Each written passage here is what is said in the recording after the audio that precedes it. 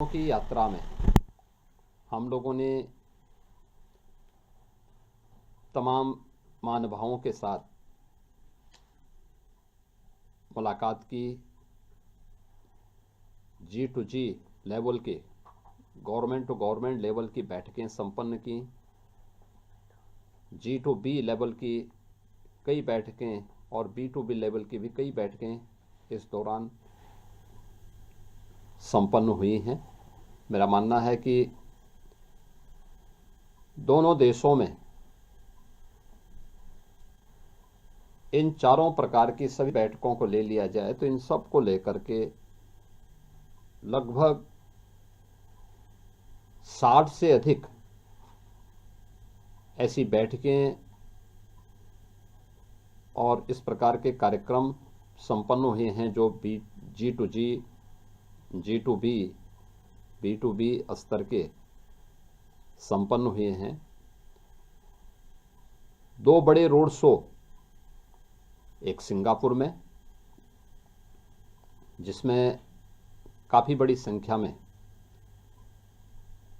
निवेशक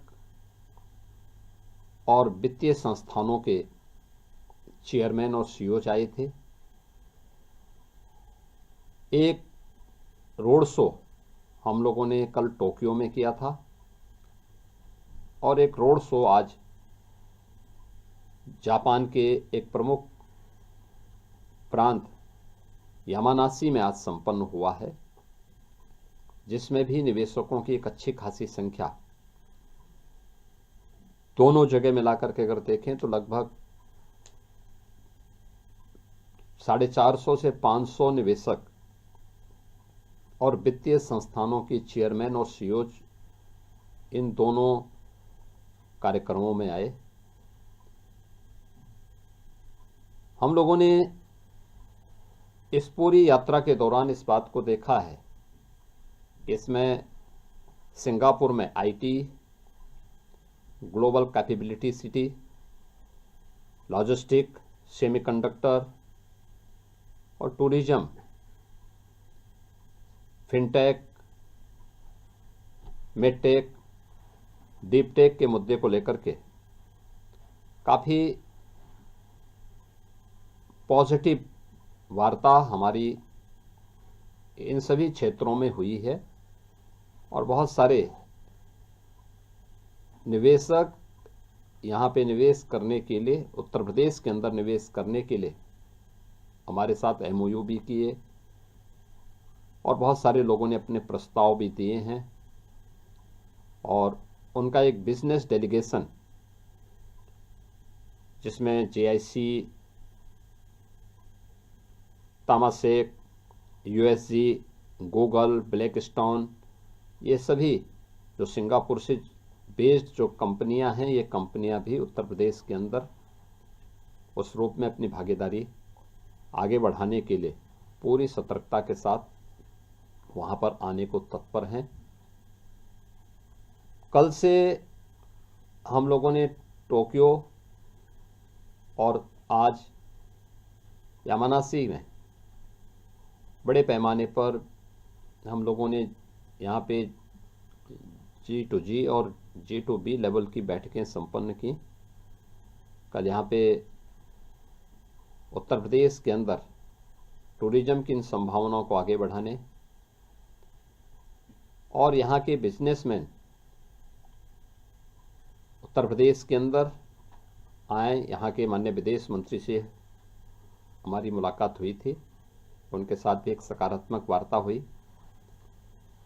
यहाँ के आर्थिक मामलों के मंत्री और उनसे भी एक सकारात्मक वार्ता, जो उनके उपमंत्री के रूप में हैं, उनके साथ भी हमारी वार्ता हुई थी। और इस पूरी यात्रा के दौरान यामानाशी के जो हमारे माननीय गवर्नर हैं, वे कल भी टोक्यो में भी उन्होंने एक G2B लेवल की बैठक करवाई। आज यामानाशी के पूरे कार्यक्रम के साथ वे स्वयं जुड़े थे और उन सभी कार्यक्रमों में उनकी भागीदारी वहाँ पर थी। यहाँ पे हम लोगों ने जिन कंपनियों के साथ बैठक की है, इसमें automobile, logistic, green hydrogen, CBG, solar और टूरिज्म के साथ ही ऑटोमोबाइल की जो प्रमुख कंपनियां हैं, जिसमें सुजुकी, होंडा, मित्सुई, मारुबेनी, सेमिटोको, यूनिक्लो जैसी कंपनियों के साथ यहाँ पर हम लोगों की बैठक हुई और इनके साथ ही यहाँ के उद्योग वाणिज्य के उपमंत्री, जेट्रो के चेयरमैन, जो काफ़ी बड़ा वित्तीय संस्थान है, इन सब के साथ हमारी यहाँ पे बैठकें हुई, यामानासी में बैठकें हुई, जिसको लेकर के वहाँ की यामानासी की गवर्नमेंट ने भी बहुत पॉजिटिव रूप से उसको आगे बढ़ाने में अपना योगदान दिया है। इसके साथ ही जिन मुद्दों पर हमारी चर्चाएं आगे बढ़ी, आज हमारे पूरे डेलीगेशन को यामानासी गवर्नमेंट ने, यामानासी ने ग्रीन हाइड्रोजन में जो प्रोग्रेस की है जापान के अंदर, उस प्लांट का विजिट करवाया था। हम लोगों ने ग्रीन हाइड्रोजन एनर्जी की संभावना, क्योंकि ग्रीन हाइड्रोजन पानी जहाँ अच्छा होगा वहाँ ग्रीन हाइड्रोजन की संभावना उतनी ज़्यादा होगी और उत्तर प्रदेश इस देश का सबसे समृद्ध क्षेत्र है, पर्याप्त जल संसाधन हमारे पास हैं और हम लोगों ने इस दिशा में प्रयास किया है, जिसमें यामानासी हम लोगों को उस टेक्नोलॉजी के साथ जोड़ने और हमारे उत्तर प्रदेश के युवाओं को उसका प्रशिक्षण देने, यानी उसकी स्किलिंग के लिए भी अपना सहयोग देने के लिए तत्पर है। जापान और यूपी के बीच में एमएसएमई में टेक्नोलॉजी को लेकर, उसकी ऑनलाइन सेलिंग को लेकर और अन्य मुद्दों को लेकर के भी सहयोग की बात हुई और इसको हम आगे बढ़ाएंगे। इसके अलावा ऑटो क्लस्टर के विकास करने के लिए यमुना अथॉरिटी में जापान के निवेशकों के लिए जापान की एक डेडिकेटेड सिटी के निर्माण के लिए भी यहाँ पर विस्तार से चर्चा हुई और इसके लिए वहाँ लैंड अलॉट करने की कार्रवाई हुई है। इसमें मुख्य रूप से हम लोगों को जो अब तक यहाँ प्रस्ताव प्राप्त हुए हैं, मुझे प्रसन्नता है कि 90,000 करोड़ रुपए के एमओयू जापान के अंदर, 1.5 लाख करोड़ के प्रस्ताव यहाँ पे जापान और यामानासी में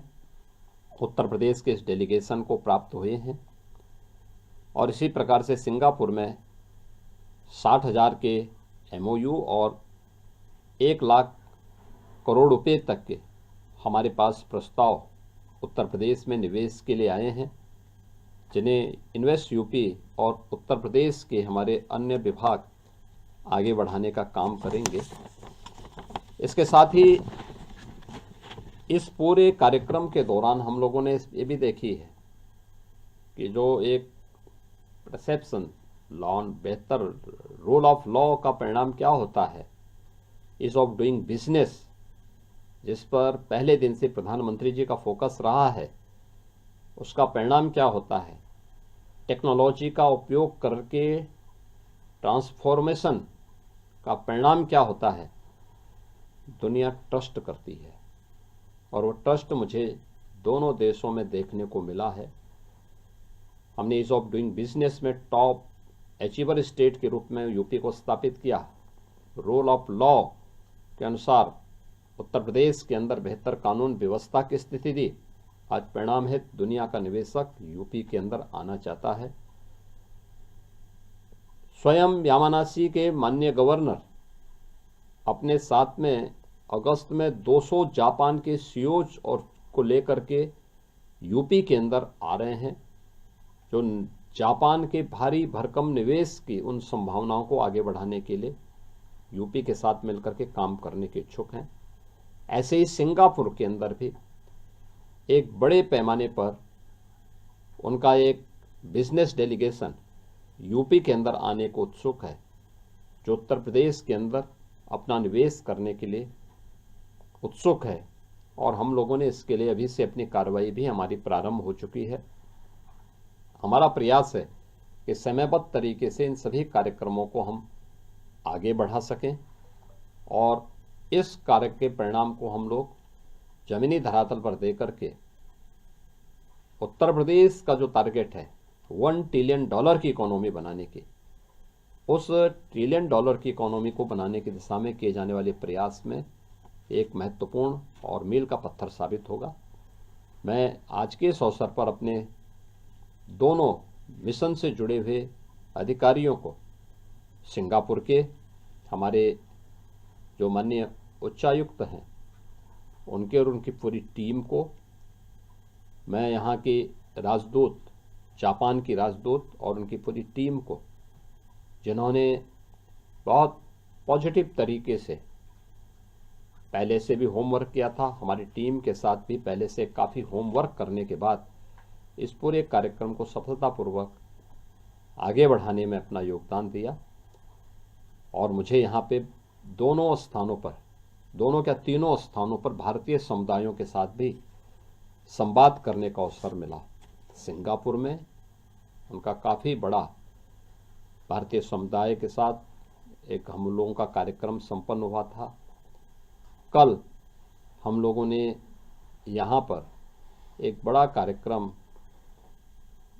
टोक्यो में भारतीय समुदाय के साथ दूतावास के अंदर ही एक बड़ा कार्यक्रम संपन्न किया था। और आज यामानासी में भी भारतीय समुदाय काफ़ी बड़ी संख्या में रहता है, तो उन लोगों के साथ भी एक बड़ा कार्यक्रम वहाँ पर आज संपन्न हुआ है। और मुझे विश्वास है कि ये जो पॉजिटिविटी भारत के प्रति और यूपी के प्रति बनी है, इसका लाभ यूपी के अंदर यूपी की टीम लेगी और यूपी के नौजवानों को वहाँ के स्केल को स्किलिंग में बदलने और राज्य स्तर पर, उनके स्थानीय स्तर पर उनको रोजगार के क्षेत्र के साथ जोड़ने में भी अपना योगदान देगी। यही मुझे इन सब के बारे में एक ब्रीफ नोट आपके सामने प्रस्तुत करना था, जो मैंने इस यात्रा के समापन के अवसर पर आपके सामने प्रस्तुत किया है। सर, आज आपने हाई स्पीड ट्रेन का भी सफर किया, कितना रोमांचक था। और एक आपने आज शतरंज के रोबोट के साथ भी शतरंज किया, कैसा हाँ, देखिए, इस यात्रा के जो सबसे महत्वपूर्ण पहलू थे कि सिंगापुर में हमने कुछ क्षेत्रों का भ्रमण किया था हमारी टीम ने, जिसमें IET, institute of engineering and technology, जो वहाँ का एक हाई क्लास एक स्किलिंग का सेंटर है, वहाँ का हम लोगों ने निरीक्षण किया था। और वहाँ पे हम लोगों ने देखा, भ्रमण किया था, कैसे उनके कार्यक्रम चल रहे हैं, इनके बारे में बहुत अच्छी पॉजिटिव रही। हम लोगों ने वहाँ पे दो चीज़ें और देखी। एक MRO की facility, aircraft maintenance, repair and overhaul की कार्रवाई कैसे आगे बढ़ती है, ये चीज़ें हम लोगों ने वहाँ पर कल देखी हैं। कैसे सेलोज बनते हैं, वेयर हाउसिंग की कार्रवाई व्यापक पैमाने पे कार्गो की दृष्टि से कैसे महत्वपूर्ण होती है, इसको भी हम लोगों ने वहाँ पे कल निरीक्षण किया है, देखा है, और बहुत पॉजिटिव उसका वो रहा है। और उन लोगों को हम लोगों ने उत्तर प्रदेश के अंदर और ख़ास तौर पर जो हमारा आने वाला 5वां international airport, Noida international airport है, वहाँ के लिए भी आमंत्रित किया है। आज हम लोगों ने ग्रीन हाइड्रोजन प्लांट को देखा और उसके उपरांत high speed, super high speed train को न केवल निरीक्षण किया बल्कि उसमें यात्रा भी की है। सबने देखा है उसकी स्पीड, यानी मुश्किल से 2 मिनट में वह 500 किलोमीटर से अधिक की स्पीड पकड़ ले रही थी। 150 किलोमीटर की स्पीड के बाद उसके पहिए ऊपर आ जाते थे और ट्रेन हवा में फिर बात करते हुए दिखाई देते थे। यानी हम लोगों ने इस पूरी यात्रा में देखा कि कुछ ही किलोमीटर यानी 120 किलोमीटर की यात्रा को हम लोगों ने कुछ ही मिनटों में तय कर दिया था। ये सुपर हाई स्पीड की मैग्नम ट्रेन जो है वह एक मॉडल जापान ने प्रस्तुत की है और बहुत अच्छे ढंग से यहाँ पे जापान के अंदर वह एक रोमांचक का विषय बना हुआ है। हर यहाँ का यूथ को वे लोग उसके साथ जुड़ने का एक अवसर देते हैं। तीसरा जो हम लोगों ने वहाँ पे आज देखा है वह था रोबोटिक का एक कारखाना और उनके R&D सेंटर को, कैसे उद्योगों में रोबोटिक की भूमिका आधुनिक परिप्रेक्ष्य में कैसे महत्वपूर्ण हो सकती है। उन्होंने एक एक क्षेत्र में वहाँ पे देखा है और ये आज की जो टेक्नोलॉजी है उस टेक्नोलॉजी का उपयोग करके कैसे हम क्वालिटी ऑफ लाइफ को बनाने में योगदान दे सकते हैं, उसका उदाहरण वह रोबोटिक की जो फैक्ट्री थी वह और उनका R&D सेंटर इस बात का उदाहरण प्रस्तुत कर रहा था। मुझे ये देख करके बहुत प्रसन्नता हुई और इस पूरे कार्यक्रम में यामानासी प्रांत के माननीय गवर्नर और उनके डिप्टी गवर्नर भी हमारे साथ में इस पूरे कार्यक्रम में आयोजन के साथ जुड़े थे और उनका बहुत पॉजिटिव योगदान इस पूरे आयोजन के साथ जुड़ने को और इस टेक्नोलॉजी को उत्तर प्रदेश के साथ जोड़ने के लिए भी उन्होंने अपनी प्रसन्नता को व्यक्त किया कि हम इसको यूपी के साथ जोड़ने में उन्हें प्रसन्नता की अनुभूति होगी। धन्यवाद जी। एक क्वेश्चन जो पूछना सर, जापान और सिंगापुर के दौरे के बाद उत्तर प्रदेश में या भारत के कितने लोगों को रोजगार मिलेगा? देखिए, ये सभी कार्यक्रम जो भी हैं उत्तर प्रदेश के अंदर स्केल है, लैंड बैंक है और निवेश के लिए हम लोगों ने सेक्टोरल पॉलिसीज भी हैं। तो स्वाभाविक रूप से यह एक नई शुरुआत होगी। एज कटिंग टेक्नोलॉजी का वहाँ आना और उस क्षेत्र में निवेश होना वहाँ के युवाओं के लिए एक नई संभावनाओं के द्वार को खोलने जैसा है और युवाओं को उसमें पारंगत करके उनकी स्किलिंग करने का एक अवसर भी प्राप्त होगा। वहाँ से ट्रेन मैन पावर दुनिया के अंदर किसी भी देश में जाकर के बेहतर परिणाम दे सकते हैं और इसके लिए मेरा मानना है कि अगर यह 1.5 लाख करोड़ के MOU जमीनी धरातल पर उतरते हैं तो कम से कम 5 लाख से अधिक युवाओं को इसके माध्यम से नौकरी और रोजगार की संभावना आगे बढ़ सकती है। धन्यवाद।